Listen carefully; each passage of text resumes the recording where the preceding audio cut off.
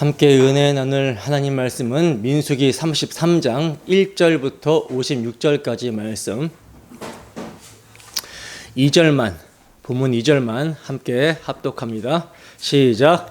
모세가 여호와의 명령대로 그 노정을 따라 그들이 행진한 것을 기록하였으니 그들이 행진한 대로의 노정은 이러하니라. 아멘. 광야 여정을 기억하고 싸우라. 광야 여정을 기억하고 싸우라라는 제목으로 하나님 말씀 증거하도록 하겠습니다. 우리가 지난 시간에는요, 약속의 땅 가나안 입성을 바로 코앞에 둔 시점에서 벌어진 아주 충격적이고도 안타까운 사건, 바로 눈앞의 이익과 육신의 안락함 때문에 요단 동편 길앗 땅에 주저앉으려고 했던 르우벤과 갓지파의 요단 동편 정착 요구가 담고 있는 구속사적 의미를 아주 깊이 있게 함께 살펴봤었습니다.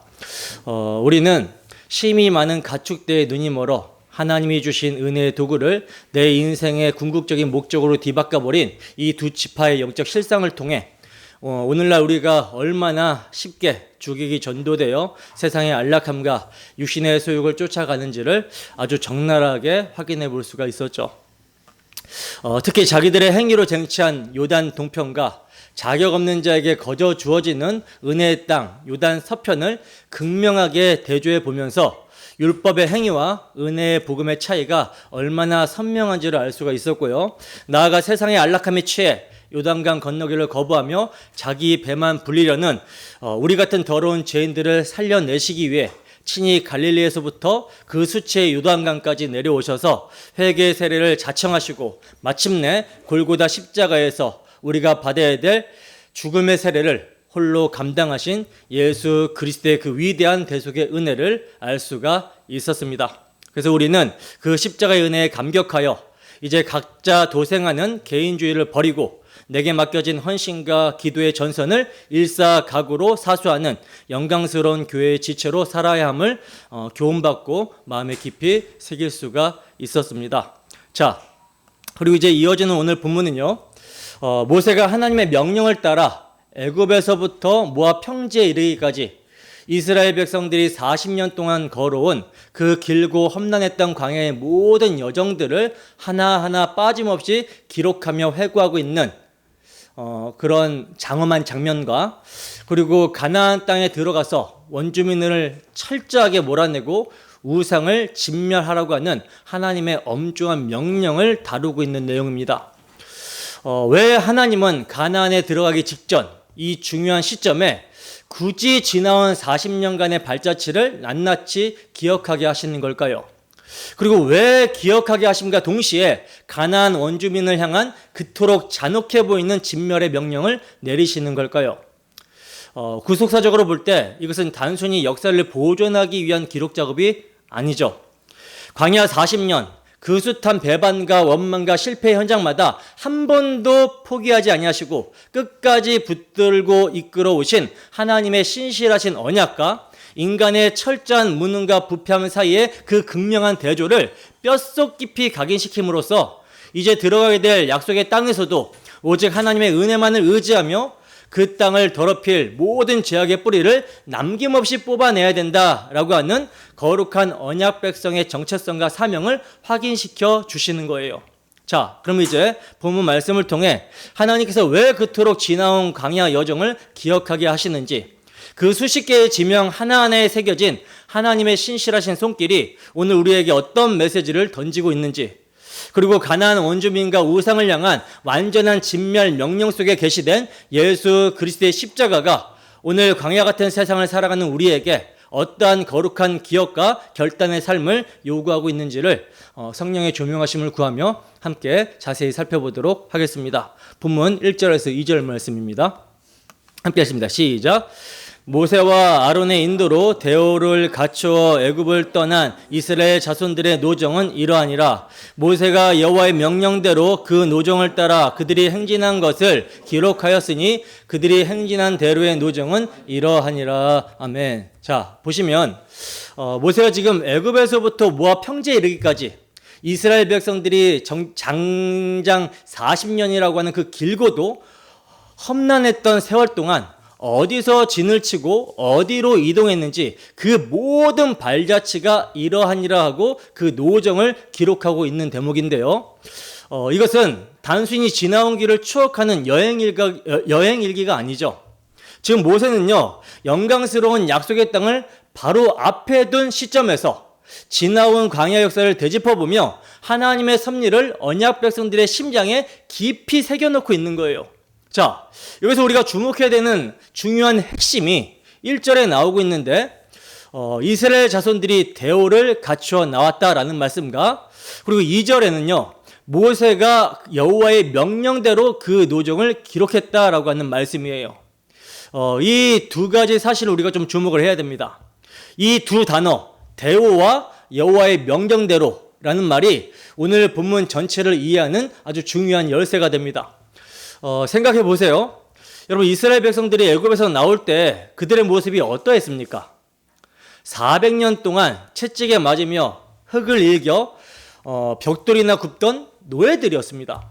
군사훈련은커녕 제대로 된 무기 하나 쥐어본 적이 없는 오합지졸, 폐잔병 같은 그런 무리였다라는 거죠. 근데 성경은 그들이 도망치듯 허겁지겁 빠져나온 것이 아니라 대오를 갖추어 보무도 당당하게 나왔다라고 선언을 하고 있어요. 이것이 뭘 의미합니까? 보잘것없는 노예 무리가 십자가 대속의 은혜를 상징하는 유월절 어린 양의 피가 문설주와 문지방에 발려지는 순간 여호와의 거룩한 군대, 여호와 하나님의 거룩한 군대로 영광스러운 신분으로 완전히 뒤바뀌어 버렸다라는 것을 선포하고 있는 거예요. 출애굽기 12장 41절 말씀입니다.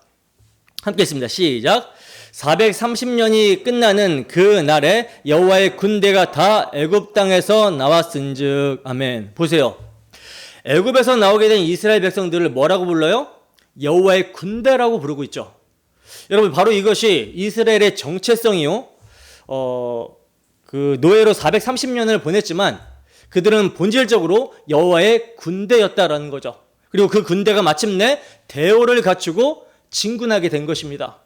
그렇기 때문에 이제 여호와의 군대가 된 이스라엘은 자기들의 소견에 옳은 대로 자기들이 원하는 목적지를 향해 아무렇게나 걸어가는 자들이 아니라는 거예요.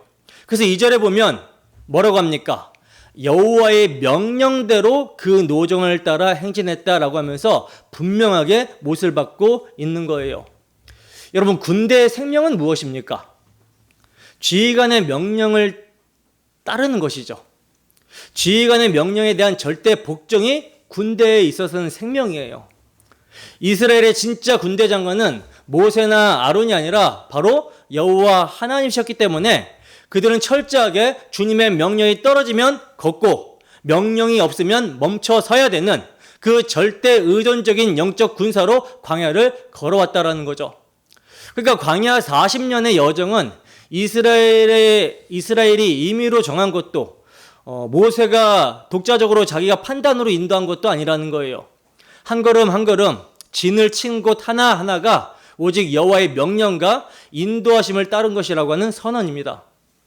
여호와의 명령대로. 여러분, 이게 신앙의 여정에 얼마나 중요한지 아시겠습니까? 여호와의 명령대로라는 말을요, 누가 어떤 상황에서 쓰고 있는지를 생각해 보면 그 무게가 더 선명하게 느껴지게 됩니다. 지금 이 노정의 기록을 누가 언제 작성하고 있는 것이죠? 광야 40년이 다 끝나고 이제 요단강을 코앞에 둔 모압 평지에서 모세가 작성하고 있는 것이죠.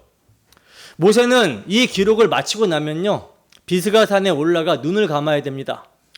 그러니까 이것은 단순한 여행일지가 아니라 모세가 죽기 전 40년을 돌아보며 남기는 일종의 신앙의 유언인 거예요. 근데 그 유언의 첫마디가 뭐예요? 이 모든 것이 여호와의 명령대로 되었다라는 고백이죠. 여호와의 명령대로였다. 그렇다면 여러분, 이제 이 모세의 신앙 고백을 여러분 각자의 치열한 삶의 현장으로 한번 고스란히 가져와 보세요. 여러분이 지금까지 걸어온 이 굽어진 인생길, 내가 진을 쳤던 수많은 자리들, 그곳이 기쁜 자리였든 고통의 자리였든 도무지 이해할 수 없었던 자리였던지 간에 그것이 과연 전적으로 내 의지와 내 선택의 결과였습니까? 아니면 여호와의 명령대로 인도하심을 따른 결과였습니까? 이것을 어떻게 답하느냐에 따라 우리의 신앙이 은혜 위에 서 있는지 아니면 여전히 내 능력과 내 선택의 결과물 위에 서 있는지가 드러나게 됩니다. 아마 여러분들은 당연히 모든 것이 주님의 은혜이고 주님의 선하신 인도하셨음입니다 라고 정답을 말씀하고 싶을 거예요. 예배당에 앉아 찬양을 부를 때는 분명 내 삶의 주인이 하나님이라고 굳게 믿고 고백을 합니다. 그런데 막상 예배당 문을 나서서 내 계획대로 풀리지 않는 그 적나라한 일상으로 들어가게 되면 어떻게 됩니까? 바로 이 지점에서 우리는 우리 안에 아주 교묘하고 아주 끈질긴 죄성이 고개를 들이밀게 되는 것을 보게 되죠. 잘된 것은 내가 기도했고 내가 믿음의 결단을 했고 내가 헌신했기 때문이라며 슬그머니 하나님의 자리에 내 공로를 끌어다 앉히면서 반대로 내 뜻대로 일이 안 풀리고 재정적으로 큰 손해를 보며 억울한 일을 당하게 되면 어떻게 돌변하게 됩니까? 내가 이렇게까지 헌신했고 분명 하나님이 인도하셨다라고 하셨는데 왜 내 인생을 이 모양 이 꼴로 만드십니까? 라며 마치 떼인 돈을 받아내려고 하는 채권자처럼 모든 것을 하나님의 무능과 책임으로 돌려버리려고 하는 그 뻔뻔한 이중성이 우리 안에 따리를 틀고 있다라는 거예요. 인간은 에덴 동산에서 선악과를 따먹은 그 순간부터 스스로 선과 악을 판단하는 재판관이자 주체가 되어버렸습니다. 내 마음에 들고 내 육신을 편하게 해주면 선이고 내 공로이며 내 자존심을 긁고 내 주머니를 비게 만들면 악이고 하나님의 실수라고 규정해버리는 그 왜곡된 판단의 주체성, 지독한 자기 숭배가 십자가 보혈로 거듭났다라고 하는 성도들 안에도 여전히 옛사람의 습관으로 끈질기게 살아 움직이고 있다라는 거죠. 그렇기 때문에 모세의 이 유언은 오늘날 우리를 향한 아주 강력하고도 두려운 도전이 되는 거예요. 모세는 그 광야 40년을 여호와의 명령대로라고 고백을 했습니다. 그 40년 기간에 얼마나 기가 막히게 억울하고 이해할 수 없는 고통과 절망과 상실의 자리들이 첩첩삼중으로 있었겠습니까? 그런데도 그 모든 눈물의 자리가 철저하게 여호와의 명령대로 인도함을 받은 완벽한 은혜의 노정이었다라고 모세는 고백하고 있어요. 이 고백, 이것이 진짜 십자가를 통과한 언약 백성의 신앙입니다. 여러분은 지금까지 걸어온 내 삶의 노정을 참으로 여호와의 명령대로라고 엎드려 고백할 수 있습니까? 아니면 여전히 내가 내 인생의 군대 장관이 되고 선악의 주체가 되어 이건 좋았고 저건 나빴다, 이건 내 은혜였고 저건 하나님의 실수였다라고 건방지게 판단하며 살아가고 있습니까? 그 판단의 주체, 내 인생의 통제권이 내가 아니라 오직 여호와 하나님 한 분이심을 철저하게 인정하고 십자가 앞에 내 자아를 항복시키는 것, 이것이 바로 대우를 갖추어 여호와의 명령대로 걸어가는 십자가 군사의 진짜 자세인 거예요. 이 모습을 우리는 성찰해 봐야 된다는 거죠. 자, 본문 3절입니다. 함께 읽습니다. 시작. 그들이 첫째 달 15째 날에 람셋을 떠났으니 곧 6월절 다음 날이라. 이스라엘 자손이 애굽 모든 사람의 목전에서 큰 권능으로 나왔으니. 아멘. 자, 드디어 구체적인 노정이 시작되고 있는데요. 그 출발점이 어디라고 그러죠?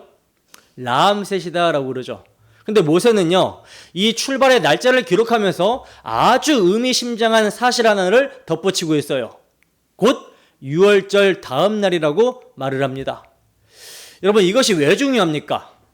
지금 모세는 이스라엘의 출발점을 지리적 장소인 람셋이 아니라 신학적 사건인 6월절에 두고 있기 때문이라는 거예요. 모세가 출발점을 6월절에 두고 있는 것은요, 그 출발의 뿌리가 이스라엘 백성들의 어떤 준비나 어떤 결단이나 어떤 용기가 아니라 오직 어린 양의 피라는 그 사실을 분명히 하려고 하시는 것입니다. 만약 단순히 람셋을 떠났다라고 기록했다면 후대 사람들은 자연스럽게 이스라엘이 마침내 결단하고 일어나 애굽을 탈출했다라는 식으로, 즉 인간의 행동과 결단이 출발의 동력이 된 것처럼 읽힐 수가 있다는 거죠. 그러나 6월절 다음 날이라는 이 한마디가 그 모든 오해를 단번에 잠식시키고 차단해 버립니다.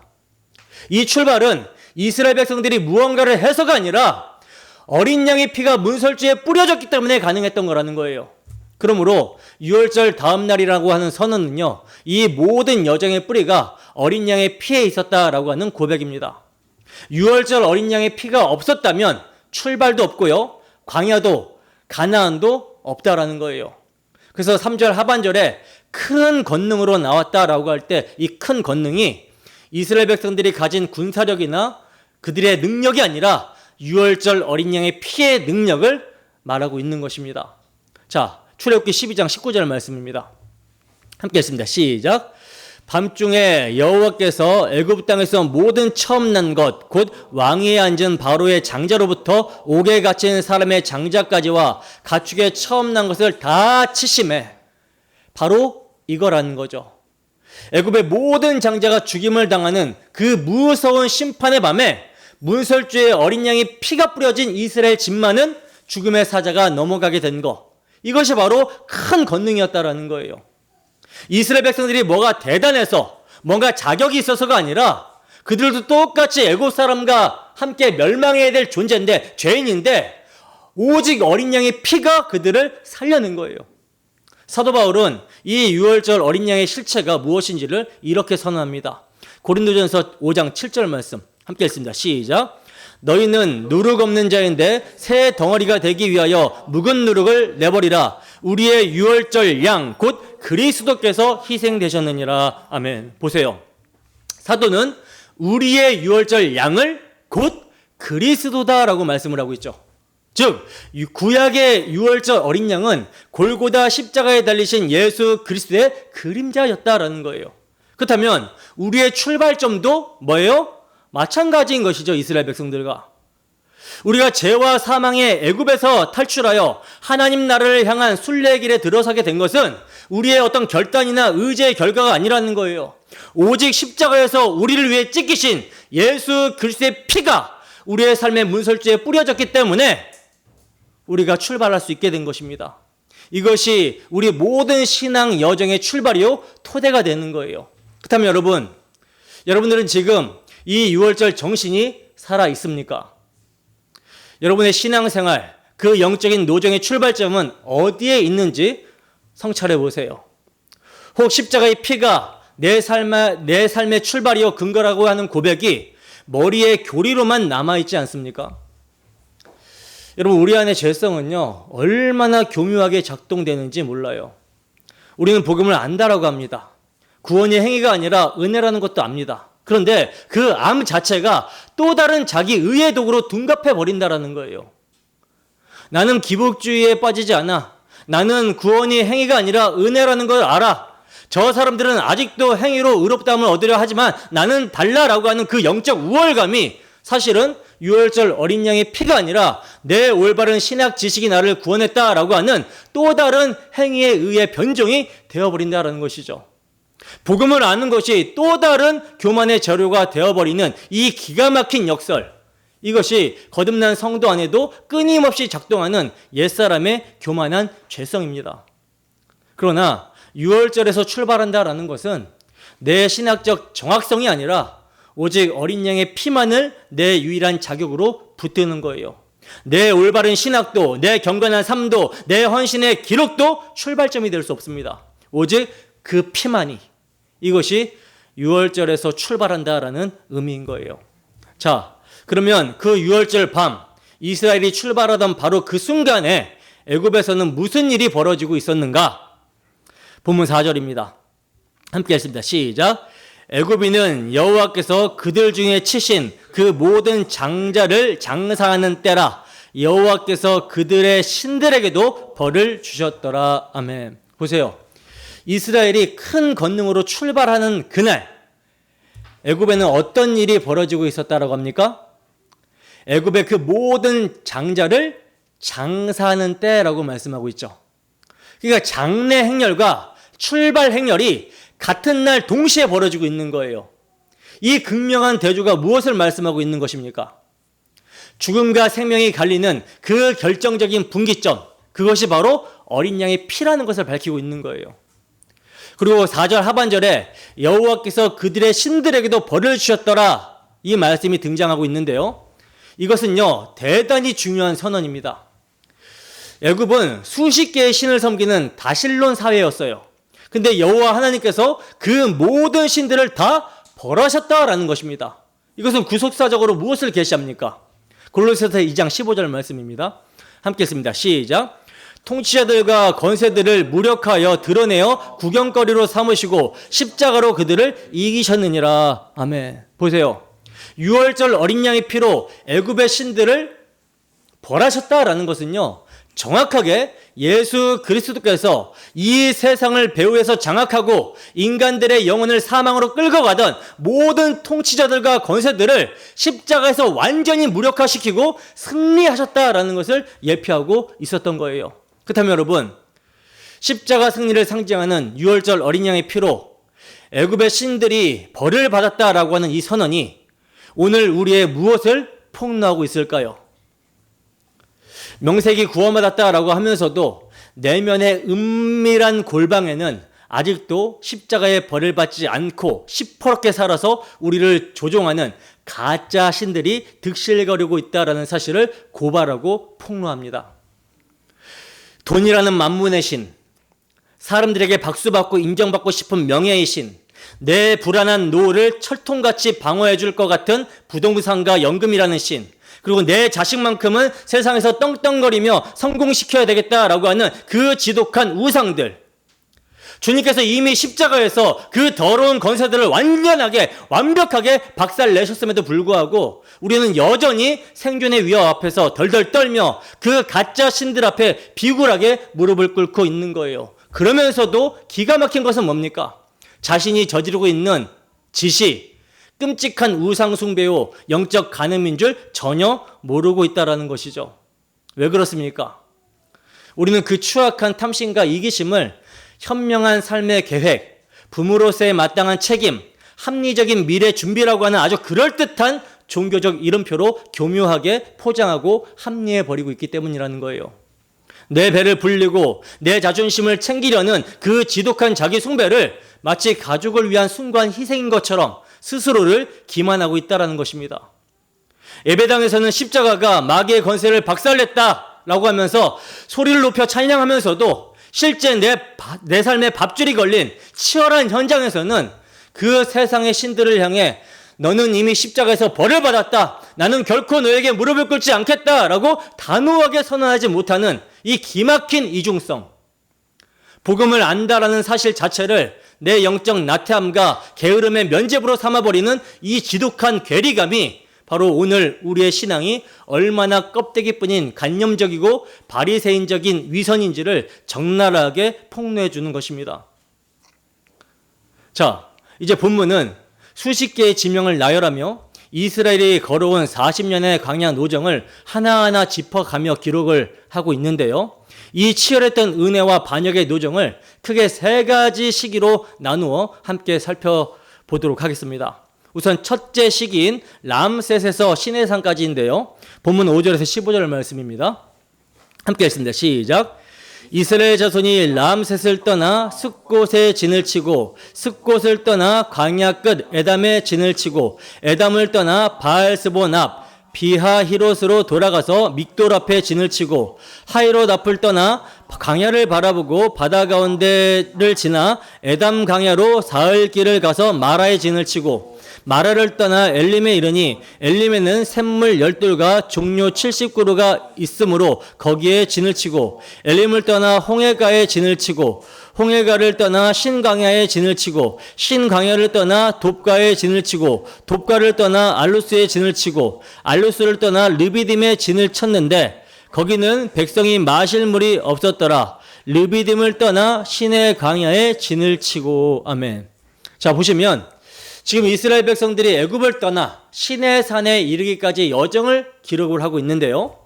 여러분, 이 지명들이 단순히 나열되는 것 같지만 그 지명 하나하나에 하나님의 손길이 담겨 있어요. 숫곳, 에담, 비하히롯, 마라, 엘림, 르비딤, 이 이름들이 여러분에게 무엇을 떠오르게 합니까? 하나님의 인도하심을, 선하신 인도하심을 떠올리게 하죠. 특별히 7절에 등장하는 비아히롯을 보세요. 이곳이 여러분 어디입니까? 이곳이 어디죠?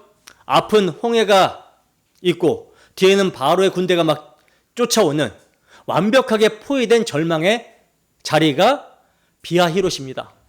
근데 하나님이 그들을 바로 그곳으로 인도하셨다는 거예요. 하나님이. 출애굽기 14장 1절에서 4절 말씀입니다. 함께 읽습니다. 시작. 여호와께서 모세에게 말씀하여 이르시되 이스라엘 자손에게 명령하여 돌이켜 바다와 믹돌 사이에 비아히롯 앞 곧 바알스본 맞은편 바닷가에 장막을 치게 하라. 바로가 이스라엘 자손에 대하여 말하기를 그들이 그 땅에서 멀리 떠나 광야에 갇힌 바 되었다 하리라. 내가 바로의 마음을 완악하게 한즉 바로가 그들의 뒤를 따르리니 내가 그와 그의 온 군대로 말미암아 영광을 얻어 애굽 사람들이 나를 여호와인 줄 알게 하리라 하시매 무리가 그대로 행하니라. 아멘. 보세요. 하나님이 지금 이스라엘 백성들을 막다른 곳으로 몰아넣으셨다라고 말씀하고 있죠. 왜죠? 내가 그들로 말미암아 영광을 얻겠다라는 거예요. 여러분, 하나님의 영광이 드러나는 곳은요, 인간의 능력이 빛나는 곳이 아닙니다. 인간의 모든 힘이 완전히 바닥났을 때 그 절망의 자리에 오직 하나님만이 해결하실 수 있을 때 바로 그 자리에서 하나님의 영광이 폭발하게 되는 거예요. 믿으십니까? 자, 그리고 8절에 등장하는 마라는 또 어떻습니까? 쓴물이라고 하는 뜻의 그 마라, 목이 타서 달려간 샘물이 너무 써서 마실 수 없었던 그 절망의 현장이 마라예요. 그러나 하나님은 나무 한 그루를 던져 넣으셔서 그 쓴물을 달게 하셨죠. 이 사건이 구속사적으로 무엇을 예표한다고 했습니까? 갈라디아서 3장 13절입니다. 함께 읽습니다. 시작. 그리스도께서 우리를 위하여 저주를 받은 바 되사 율법의 저주에서 우리를 속량하셨으니 기록된 바 나무에 달린 자마다 저주 아래 있는 자라 하였음이라. 아멘. 바로 그 나무가 뭘 상징했어요? 마라의 쓴물을 달게 한 그 나무가 뭘 상징하고 있는 거예요? 십자가를 상징하고 있는 것이죠. 우리 삶의 쓴물, 그 저주와 절망의 쓴맛을 달게 할 수 있는 유일한 것은 십자가 외에 없다라는 거예요. 근데 여러분, 우리가 마라 앞에 섰을 때, 즉 우리의 삶에 쓴물이 찾아올 때 실제로 어떻게 반응하고 있습니까? 여기서도 우리는 우리 옛사람에 절어있는 육체의 소욕, 죄성을 보게 되는데요, 십자가에 못 박히신 예수를 믿는 우리는 고통이 찾아오면 겉으로는요, 주님, 이것도 주님의 뜻이라면 감사합니다 라고 경건하게 고백을 합니다. 겉으로는. 근데 속으로는 동시에 이 고통의 이유를 분석하기 시작해요. 내가 무엇을 잘못했기 때문에 이런 고통이 왔을까? 혹시 내가 저번에 11조를 떼먹었나? 어디서 죄를 졌나? 아니면 지난번에 기도를 게을리했기 때문인가 하면서 고통의 원인을 내 행위의 부족함으로 계산을 한다라는 거죠. 이것이 여러분 얼마나 교묘한 율법주의인지 아십니까? 겉으로는 겸손해 보이지만 자신의 하나님을 향한 마음을 살피는 것이 아니라 사실은 내 행위가 충분했다면 이런 고통이 없었을 것이라고 하는 전제를 깔고 있는 거예요. 하나님과 나 사이의 관계를 철저하게 인과응보의 거래관계로 보는 그 옛사람에 절어있는 육체의 소욕이 우리 안에 얼마나 깊이 뿌리박혀 있는지를 마라 앞에서 우리는 들여다봐야 된다는 것이죠. 그러나 진짜 십자가의 은혜가 은혜되는 자들은요, 마라 앞에서 내 행위를 점검하는 것이 아니라 뭘 점검해요? 마음을 점검합니다. 마음을 점검하고 그 쓴물 속에서도 십자가 나무를 던져 달게 하시는 하나님의 선하심과 주권을 신뢰하게 되는 거예요. 신뢰하십니까? 자, 그리고 이제 두 번째 지시인데요, 16절에서 36절까지의 말씀입니다. 16절에 신의 광야를 떠나는 것으로 시작해서 신광야 곧 가데스의 진을 치고 36절로 마무리되는 이 방대한 여정은요, 무려 38년의 시간에 해당이 돼요. 근데 여러분, 이 두 번째 시기의 특징이 뭔지 아십니까? 지명이 20개 넘게 등장하지만 그 지명들 대부분에서 어떤 중요한 사건이 일어났는지조차 성경은 자세히 기록하지 않는다라는 것입니다. 왜냐? 지금 이 38년은 불신앙으로 인한 징계거든요. 민수기 14장에서 하나님은 그 불신앙의 세대를 향해 이렇게 선고하십니다. 민수기 14장 33절에서 35절 말씀입니다. 함께 했습니다. 시작. 너희의 자녀들은 너희 반역한 죄를 지고 너희의 시체가 광야에서 소멸되기까지 40년을 광야에서 방황하는 자가 되리라.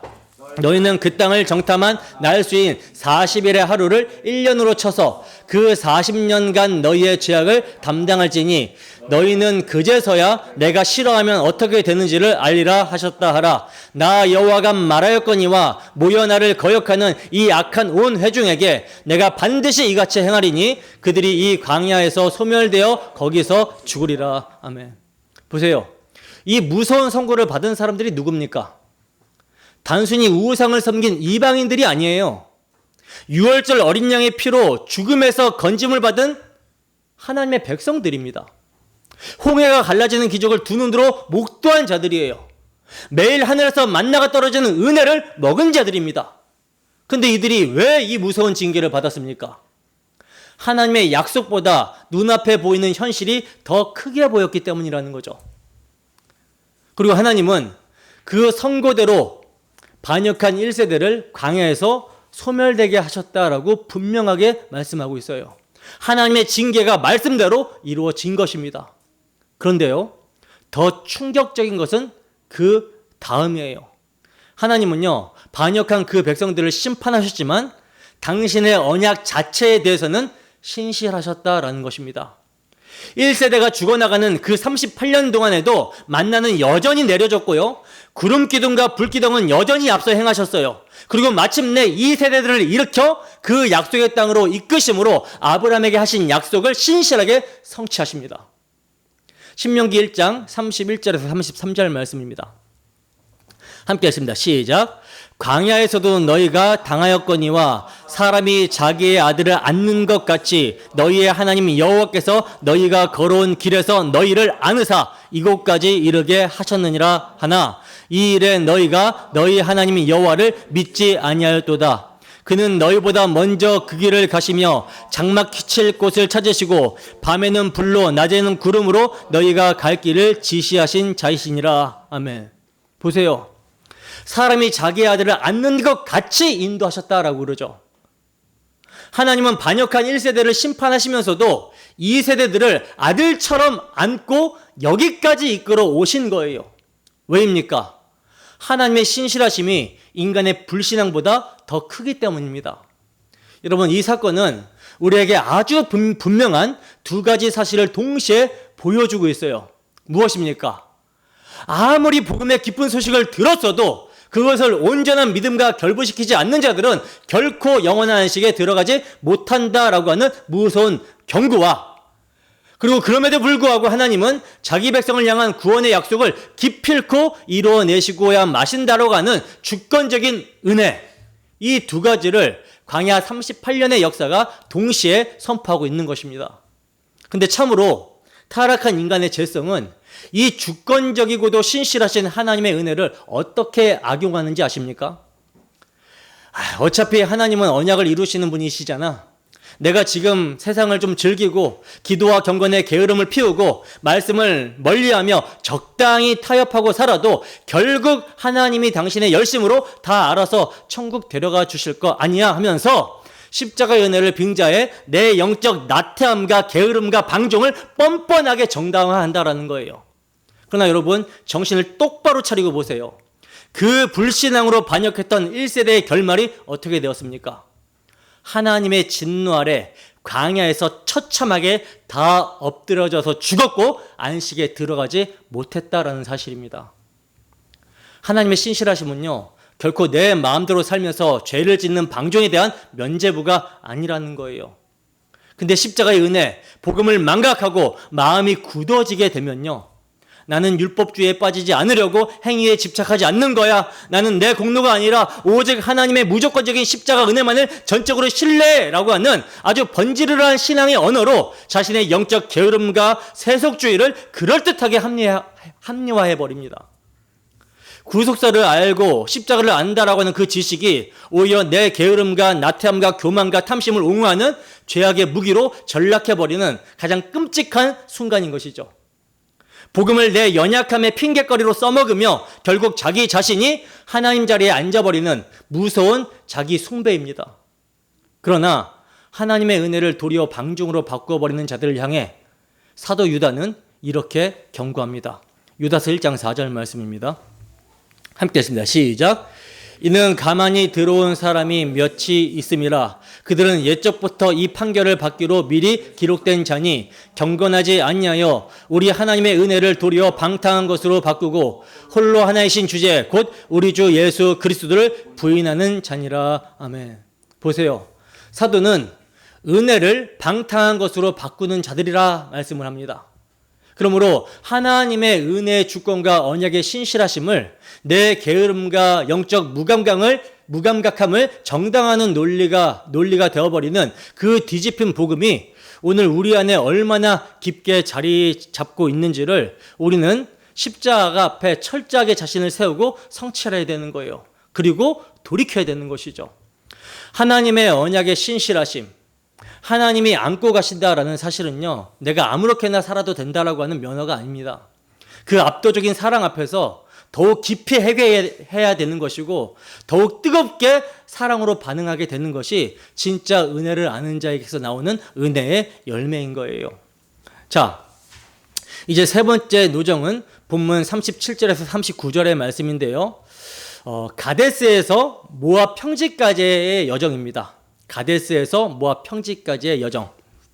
자, 그런데 이 시기의 첫 장면이 무엇입니까? 아론의 죽음이죠. 123세의 대제사장 아론이 호르산에서 눈을 감는 장면이 제일 먼저 등장을 하고 있어요. 그런데 38절에 보면 아론의 죽음조차도 뭐라고 말씀하고 있냐면 여호와의 명령으로 호르산에 올라가 거기서 죽었으니 라고 기록을 합니다. 그러니까 죽음조차도 여호와의 명령으로라고 말씀을 하고 있는 거예요. 근데 여러분, 왜 하나님은 광야 여정의 마지막 시기를 기록하는 이 자리에서 굳이 대제사장 아론의 죽음을 이렇게 선명하게 부각시키고 있는 걸까요? 이것은요, 단순히 위대한 지도자의 부고를 알리는 것이 아니에요.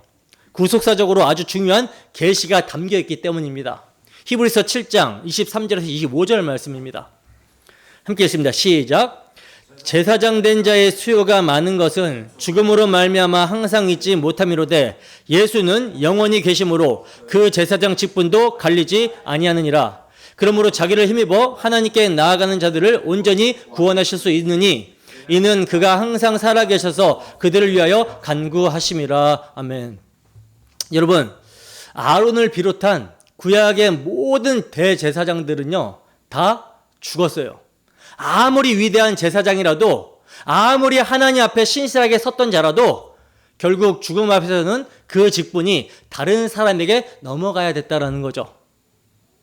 그 제사장 직분이 죽음으로 말미암아 갈릴 수밖에 없다라고 하는 이 한계가 구약의 제사장 제도가 완전한 구원을 이룰 수 없다라는 것을 스스로 증명하고 있는 겁니다. 그러나 우리의 참 대제사장 예수 그리스도는 영원히 계신다라고 그러죠. 항상 살아계셔서 우리를 위해 간구하신다라고 증거를 하고 있어요. 바로 이 대조를 본문은 계시하기 위해 아론의 죽음을 먼저 기록을 하고 있는 거라는 거죠. 자, 그리고 이제 드디어 노정이 마무리가 됩니다. 본문 48절에서 49절 말씀입니다. 함께 했습니다. 시작.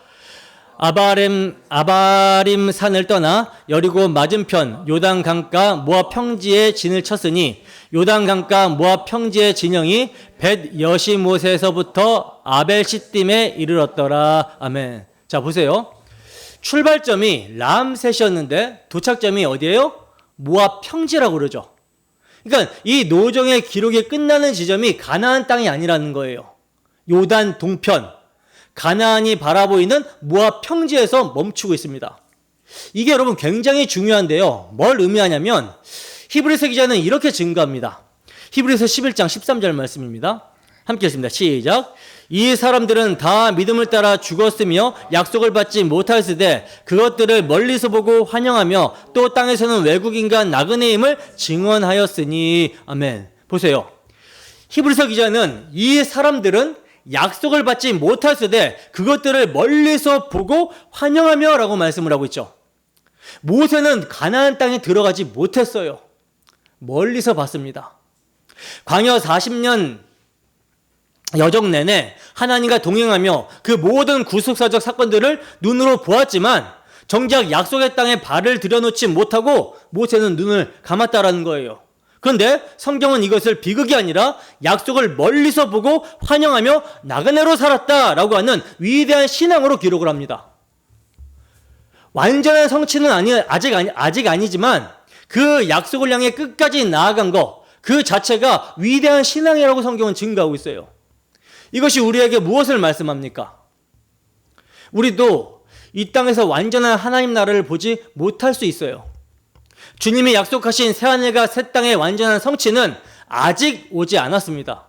그렇다면 우리는 주님 오실 날을 소망하며 그 아직을 어떻게 살아가야 되죠? 약속이 아직 이루어지지 않았으니 포기하고 지금 당장 내 눈앞에 보이는 요단 동편의 기름진 땅에 주저앉아야 되는 것입니까? 아니죠. 아직 보이지 않지만 약속을 멀리서 보고 환영하며 나그네로 살아갔던 믿음의 선지들과 같이 십자가에서 다 이루었다 하신 주님의 말씀을 믿음으로 이 땅을 나그네요 이방인으로 구별되이 살아가야 된다는 거예요. 요한 사도는요, 주의 재림을 소망하는 자는 주님의 깨끗하심 같이 자기를 깨끗하게 한다라고 증거합니다. 주 예수의 피를 힘입어 그 피로 늘 자신을 정결하게 씻는 구별된 삶을 살아가야 된다라고 증거를 하고 있어요. 오늘날 우리 안에 이 나그네 의식이 있습니까? 이 나그네 의식이 살아있냐는 거예요. 이 세상에 영원히 뿌리박고 살 것처럼 모든 에너지를 거기다 쏟아붓고 있다면 그 삶이 과연 모압 평지에서 요단 건너편을 바라보며 환영하는 나그네의 삶입니까? 당연히 아니죠. 여러분, 우리는 이 세상에서 나그네입니다. 잠시 머물다 가는 자들이라는 사실을 잊지 마시고 늘 본향을 바라보며 사시기를 바랍니다.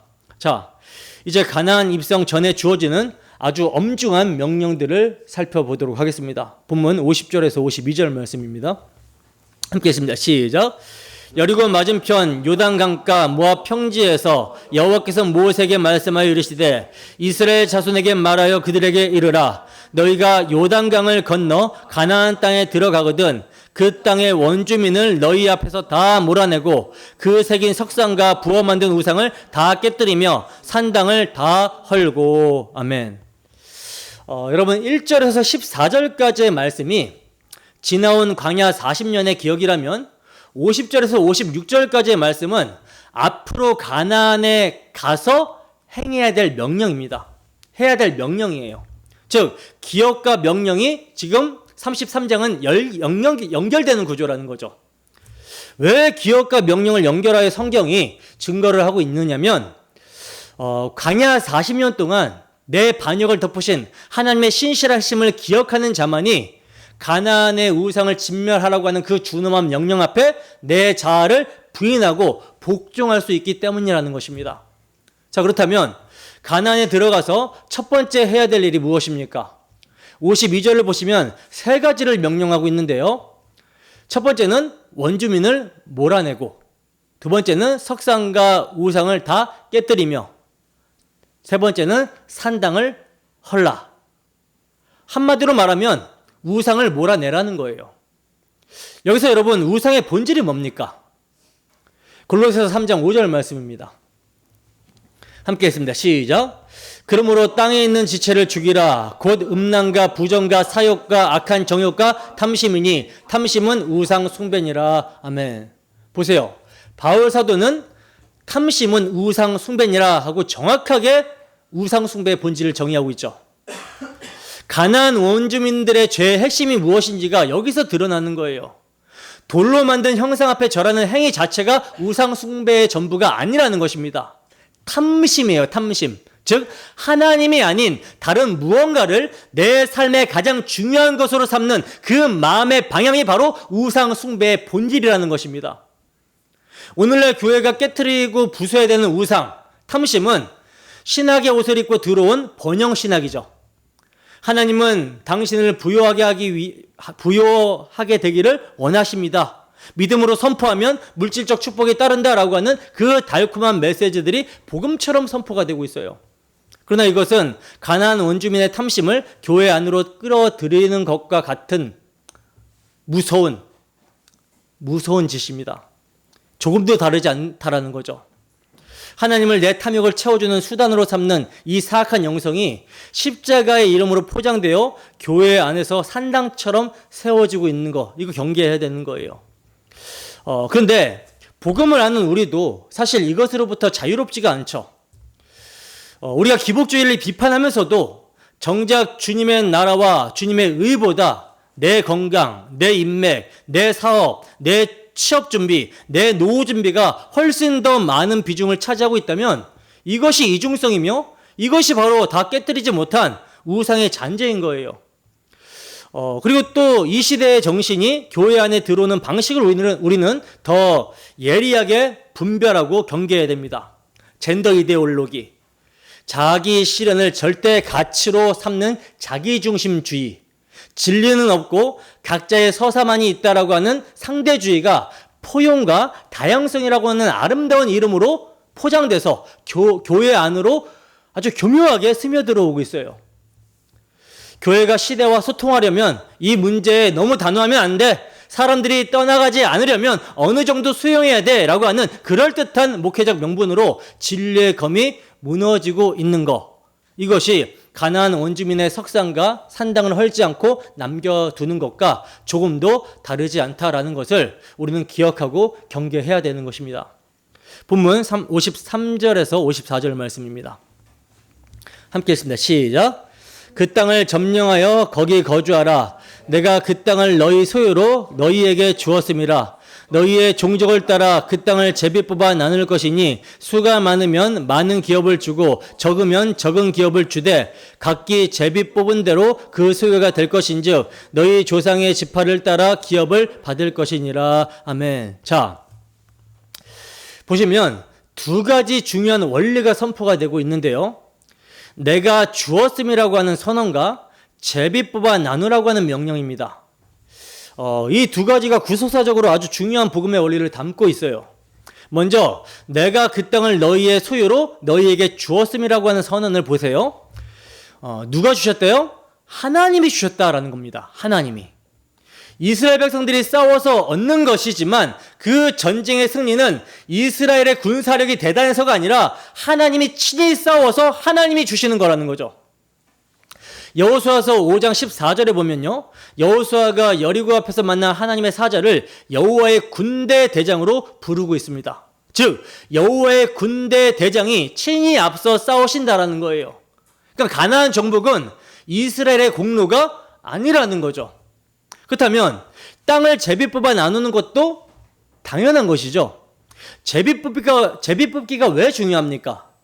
제비 뽑기는요, 개인의 능력과 공로를 철저하게 배제하는 방식이기 때문에 중요해요. 그러니까 남보다 더 잘 싸웠다고, 더 많은 적을 죽였다고, 그래서 더 좋은 땅을 많이 받는 것이 아니라는 겁니다. 하나님의 주권적 은혜로 분배가 된다라는 거예요. 이것이 구속사적으로 무엇을 계시합니까?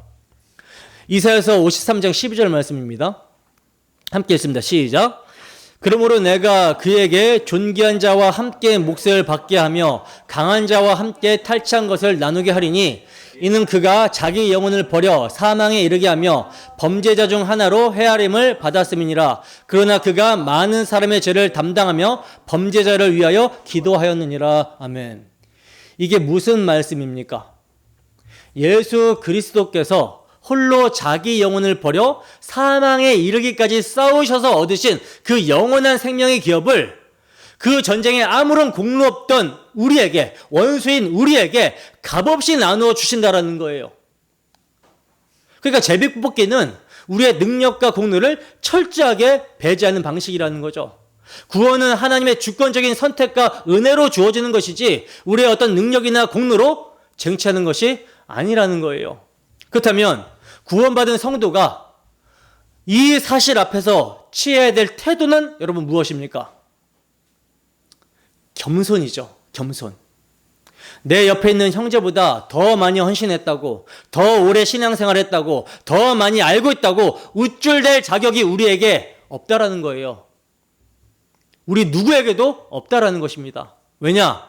오직 은혜로 받은 자들이기 때문이라는 거죠. 근데 문제는 우리 안에 이 겸손이 실제로 살아있느냐는 거예요. 자신도 오직 은혜로 복음을 알게 되었음에도 불구하고 바른 복음, 구수사 신학을 알게 된 감사, 건강한 교회를 다닌다라고 하는 자긍심이 나는 저들과 달리 올바른 복음을 안다라고 하는 그 교만으로 어느 순간에 변질되어 버렸다면 이것이 가나안 원주민의 우상만큼이나 위험한 영적 독소라는 것을 우리는 알아야 되는 것입니다. 우리가 올바로 복음을 알게 된 것도, 구속사적인 안목을 갖게 된 것도, 더 많이 수고하고 더 많이 헌신하고 더 많이 섬길 수 있는 것도 다 주권적인 은혜로 주어진 제비뽑기의 결과임을 잊지 말아야 된다는 거죠. 본문 55절입니다. 함께 했습니다. 시작. 너희가 만일 그 땅의 원주민을 너희 앞에서 몰아내지 아니하면 너희가 남겨둔 자들이 너희 눈에 가시와 너희의 옆구리에 찌르는 것이 되어 너희가 거주하는 땅에서 너희를 괴롭게 할 것이요. 아멘. 자, 이제 본문의 경고가 터져 나옵니다. 만일 몰아내지 아니하면 조건절이에요. 그러니까 원주민을 남겨두면 어떻게 된다라고 합니까? 눈에 가시와 옆구리에 찌르는 것이 된다라고 말씀을 하고 있죠. 이 표현이 얼마나 생생한지 보세요. 눈에 가시가 들어가게 되면 어떻게 될까요? 온 신경이 이쪽으로 쏠리고 앞이 보이지 않고 막 눈물이 펄펄 나고 다른 아무것도 할 수가 없게 돼요. 옆구리에 찌르는 것은 뭡니까? 숨을 쉴 때마다 고통이 수반되는 거예요. 갈비뼈가 나가면은 숨을 쉴 때마다 그렇게 아프죠. 즉, 남겨둔 죄의 뿌리가 삶의 모든 영역에서 지속적인 고통과 장애를 초래한다라고 하는 엄중한 경고인 것입니다. 여호수아서 23장 13절 말씀 보세요. 함께 했습니다. 시작. 확실히 알라. 너희 하나님 여호와께서 이 민족들을 너희 목전에서 다시는 쫓아내지 아니하시리니 그들이 너희에게 올무가 되며 덫이 되며 너희의 옆구리에 채찍이 되며 너희의 눈에 가시가 되어서 너희가 마침내 너희의 하나님 여호와께서 너희에게 주신 이 아름다운 땅에서 멸하리라. 여러분, 이게 지금 여호수아가 죽기 직전에 이스라엘 백성들에게 유언을 하고 있는 거거든요. 너희가 이 민족들, 하나님이 쫓아내라고 하는 가나안 민족들을 쫓아내지 않으면 어떻게 된다고 합니까? 너희 올무가 되며 덫이 된다라고 경고를 하고 있어요. 그러니까 적당히 타협하여 살려둔 죄의 잔재가 나중에 올무가 되고 덫이 된다라는 것입니다. 실제 역사가 이것을 증명을 해요. 사사기 1장에 보면요, 이스라엘 백성들이 가나안 원주민을 쫓아내지 못하였다라고 하는 표현이 무려 8번이나 반복이 됩니다. 그리고 그 결과가 사사기 3장 5절에서 6절 말씀인데요. 함께 읽습니다. 시작. 이스라엘 자손이 가나안 족속과 헷 족속과 아모리 족속과 브리즈 족속과 히 족속과 여부스 족속 중에 거주하면서 그들의 딸들을 맞아 아내로 삼으며 자기 딸들을 그들의 아들들에게 주고 또 그들의 신들을 섬겼더라. 보세요. 쫓아내지 않고 적당히 타협했더니 결국 어떻게 돼버려요? 그들과 왕래하고 혼인하고 그들의 신을 섬기게 되었다라고 증거합니다. 즉, 죄는요, 타협의 대상이 아니라는 거예요. 적당히 남겨둬도 된다라고 생각했던 그 죄의 씨앗이 결국 우리의 온 삶을 집어삼켜버리는 것입니다. 그래서 설교자는 강단에서 담대하게 경고를 하는 거예요. 여러분, 지금 우리의 삶을 정직하게 들여다보세요. 우리가 이 정도는 괜찮겠지 하며 살려두고 있는 것들이 무엇입니까? 아무도 보지 않을 때 켜는 그 음란한 콘텐츠, 적당히 좋게 포장하여 내 이익을 위해 사용하는 거짓된 습관들, 형제를 미워하면서도 주일날 교회에서는 환한 미소로 악수하는 그 위선들, 예배 시간에 은혜 받은 척하면서 집에 돌아가면 아무것도 달라지지 않는 그 종교적 형식주의, 이것들이 바로 우리 안에 남겨둔 가나안 원주민들입니다. 그리고 더 무서운 것은 이것들을 합리화하는 우리의 교묘한 지성이죠. 성경은 분명 참된 경건은 자신을 지켜 세속에 물들지 않는 것이라고 분명하게 말씀하고 있는데, 내가 이 세상에서 살아남으려면 이 정도 타협은 불가피해. 다들 이렇게 사는데 나만 바보가 될 수 없잖아? 저 집사님도 저 권사님도 예배에 참석 안 하는데 나도 이번 한번 빠져도 괜찮겠지. 하나님도 내 형편 아시는데 굳이 그렇게까지 엄격하게 살 필요가 있냐 하는 그 합리화의 목소리가 얼마나 그럴듯하고 달콤하게 들려옵니까? 그러나 성경은 단호합니다. 남겨둔 그것이 결국 눈에 가시가 되어 찌를 것이라고요. 근데 여러분, 이 55절의 경고가 단순히 율법적 공포 조항으로만 읽혀지면 안 되는 것이죠. 이 경고 속에는 놀라운 은혜의 원리가 숨어 있어요. 바울 사도는 가시가 때로는 하나님의 은혜의 도구가 된다라고 증거합니다. 고린도후서 12장 7절에서 9절 말씀입니다. 함께 했습니다. 시작. 여러 계시를 받은 것이 지극히 크므로 너무 자만하지 않게 하시려고 내 육체의 가시 곧 사탄의 사자를 주셨으니 이는 나를 쳐서 너무 자만하지 않게 하려 하심이라. 이것이 내게서 떠나가게 하기 위하여 내가 3번 주께 간구하였더니 나에게 이르시기를 내 은혜가 내게 족하도다. 이는 내 능력이 약한 데서 온전하여 짐이라 하신지라. 그러므로 도리어 크게 기뻐함으로 나의 여러 약한 것들에 대하여 자랑하리니 이는 그리스도의 능력이 내게 머물게 하려 함이라. 아멘. 보세요. 가시가 반드시 심판의 도구만은 아니죠. 하나님을 사랑하는 자에게는 그 가시조차도 자만에 빠지지 않도록 하시려는 하나님의 배려, 하나님의 은혜의 도구가 될 수 있다는 거예요. 내 은혜가 내게 족하도다. 이것이 가시 앞에 들려오는 하나님의 음성입니다. 내 약함 속에서 그리스도의 능력이 온전해진다라고 하는 이 역설의 복음이 가시 속에 담겨 있는 거예요. 히브리서 기자는 이렇게 선언합니다. 히브리서 12장 7절에서 8절 말씀 함께 읽습니다. 시작. 너희가 참음은 징계를 받기 위함이라. 하나님이 아들과 같이 너희를 대우하시나니 어찌 아버지가 징계하지 않는 아들이 있으리요. 징계는 다 받는 것이거늘 너희에게 없으면 사생자요 친아들이 아니니라. 아멘. 보세요. 징계가 없으면 뭐라 그래요? 사생자라고 말씀하고 있죠. 내 삶에 가시와 찌르는 것이 있다는 것은요, 하나님이 나를 아들로 대우해 주신다라고 하는 증거가 될 수 있다는 거예요. 그러나 우리가 분명히 알아야 되는 것이 있죠. 그게 뭡니까? 순종하지 않아서 받는 심판의 가시와 아들로 대우받아 성화를 위해 주어지는 징계의 가시는 다르다라는 것입니다. 우리는 내가 지금 경험하는 그 가시가 어떤 가시인지 참으로 십자가 앞에서 정직하게 성찰해 보셔야 되는 거예요. 자, 이제 본문 마지막 절입니다. 함께 했습니다. 56절 시작. 나는 그들에게 행하기로 생각한 것을 너희에게 행하리라. 아멘. 자, 이 짧은 한 절이 오늘 말씀 전체에 가장 무서운 결론을 담고 있어요. 무서운 결론을 담고 있습니다. 그들에게 행하기로 생각한 것을 누구에게? 너희에게 행하리라. 무슨 말입니까? 가나안 원주민들의 죄악이 관영하여 그들을 심판하시기로 작정하신 그 심판이 이제 이스라엘에게로 향할 수 있다라고 하는 선언이에요. 여러분, 이것이 왜 이토록 무서운 말씀인지 아십니까? 하나님은 이스라엘 백성들을 특별히 편애하지 않으신다라는 거예요. 하나님은 공의로운 분입니다. 죄를 죄로 심판하시는 분이시라는 거예요. 범죄한 이스라엘을 향해 하나님께서는 이렇게 말씀하십니다. 아모스 3장 2절 말씀 함께 읽습니다. 시작. 내가 땅의 모든 족속 가운데 너희만을 알았나니 그러므로 내가 너희 모든 죄악을 너희에게 보응하리라 하셨나니. 아멘. 보세요. 땅의 모든 족속 가운데 하나님이 이스라엘 백성들 너희만 알았다라고 그러죠. 그런데 그 뒤에 뭐라 그래요?